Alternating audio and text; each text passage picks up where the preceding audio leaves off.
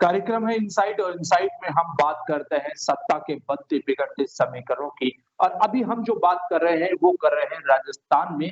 आखिरकार वो कौन से कारण रहे जिसकी वजह से राजस्थान में गहलोत सरकार को अपने जो उनके प्रदर्शन है उनकी पार्टी का वो इस तरह से थोड़ा पीछे हटकर दिखाई दे रहा है और बीजेपी अपने प्रदर्शन में कांग्रेस से काफी आगे दिखाई दे रही है।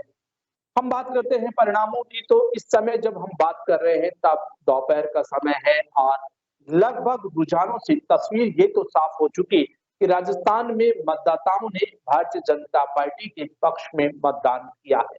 समीकरण क्या होंगे और समीकरण तोड़े और मरोड़े जाते हैं और सत्ता के समीकरण किस तरह संतुलित किए जाते हैं ये हम सब जानते हैं। लेकिन यहाँ सबसे बड़ी बात यह है कि आखिरकार क्या वजह है कि पूर्ण बहुमत से कांग्रेस अभी पीछे है और उसकी मुख्य वजह शायद ये हो सकती है कि जो गुर्जर मतदाता है वो पार्टी से दूर हो गए। जो उनके परंपरागत थे पिछले बार 2018 में गुर्जर मतदाताओं ने गुर्जर समुदाय ने उनके पक्ष में थंपिंग वोटिंग की थी, शायद इस बार वो नहीं है। क्या इस समय जो जिन जन कल्याणकारी योजनाओं के दम पर सरकार वापस आने के लिए मुख्यमंत्री अशोक गहलोत प्रयास कर रहे थे, क्या वे प्रयास सफल नहीं हुए? तो नहीं हुए, क्यों नहीं हुए? कि वो जातिवाद भेंट चढ़ गए। हर जगह विधायक मुख्यमंत्री अशोक गहलोत को लेकर लोगों में खासी पसंद था उनको और उनके प्रति उनका सकारात्मक रूप था। उन्होंने जो कुछ दिया उन्होंने कहा कि मैं देते देते नहीं थकूंगा, आप मांगते मांगते थक जाएंगे, वैसा किया गहलोत ने। लेकिन उसके बावजूद ये परिणाम ऐसे क्यों आए? तो हमने अगर इसको पीछे मुड़कर देखते हैं तो लगता है कि जो कुछ एंटी इनकम्बेंसी है वो विधायक के प्रति, जो नाराजगी है जनता की वो अपने स्थानीय विधायक के प्रति थी। और शायद उसका बड़ा कारण ये रहा कि मुख्यमंत्री अशोक गहलोत ने जब पायलट के साथ उनका संघर्ष शुरू हुआ तब विधायकों को सर्वोपरि मानकर उनके हाथ में सत्ता की चाबी सौंप दी और अपने क्षेत्र के मिनी मुख्यमंत्री वो विधायक ही बन बैठे।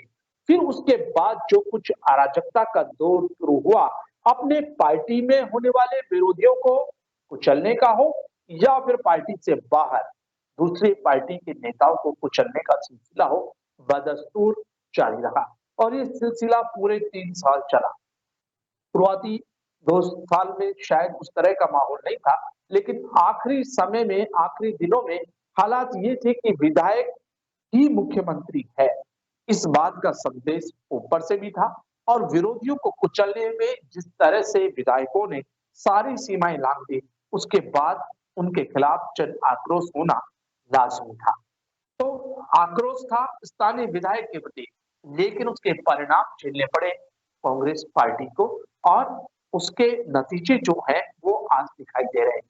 उसके साथ साथ जो जाट बाहुल्य क्षेत्र है वहां की तस्वीर भी कोई खास सकारात्मक नहीं आई, जबकि उसी समुदाय से प्रदेश अध्यक्ष गोविंद सिंह डोटासरा, मीना समुदाय में भी जिस तरह का पार्टी के अंदर बैठे मीना समुदाय के नेता दम भर रहे थे वैसा दिखाई नहीं दिया।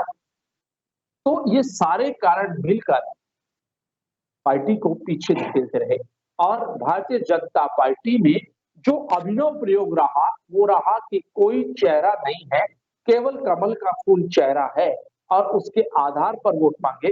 तो वो वोट जो आए वो कमल के फूल के साथ साथ कमल का फूल यानी केंद्र की मोदी सरकार और उसको लेकर जिस तरह का माहौल पूरे देश में है कि गुड गवर्नेंस हो या राष्ट्रीय अस्मिता से जोड़कर राष्ट्रीय गौरव से जोड़कर जिस तरह का नैरेटिव सेट कर पाई पार्टी, वो सफल रहा मतदाताओं का मन जीतने के लिए और मतदाताओं का मन जीतकर भारतीय जनता पार्टी उस 2018 के आंकड़े से यहां तक पहुंच गई।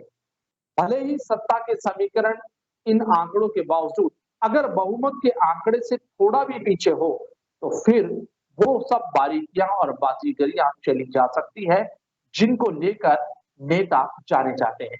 लेकिन अगर पूर्ण बहुमत आ जाता है तब उसके बाद नेताओं की बाजीगरियां खत्म और आला कमान काफी मजबूत होते हैं। राजस्थान में जिस तरह की स्थिति है उससे साफ जाहिर है कि यहाँ अगर पूर्ण बहुमत बीजेपी ले जाती है, क्योंकि अभी हम जब आपसे बात कर रहे हैं तब ये कार्यक्रम रिकॉर्ड हो रहा है, तब तक सिर्फ प्रारंभिक रुझान आए हैं। उन रुझान के आधार पर ये साफ कहा जा सकता है कि बीजेपी ने जबरदस्त तरीके से रणनीति में कांग्रेस को मात दे दी और मुख्यमंत्री अशोक गहलोत जिनके जन कल्याणकारी कदम पब्लिक याद कर रही है, जनता के मन में है, लेकिन उसको कांग्रेस पार्टी और उसके कार्यकर्ता और उनके विधायक भुला नहीं पाए और पूरे तरीके से उन्हें वोटों में कन्वर्ट नहीं कर पाए। यही वजह है इस हार की, इस पीछे रहने की।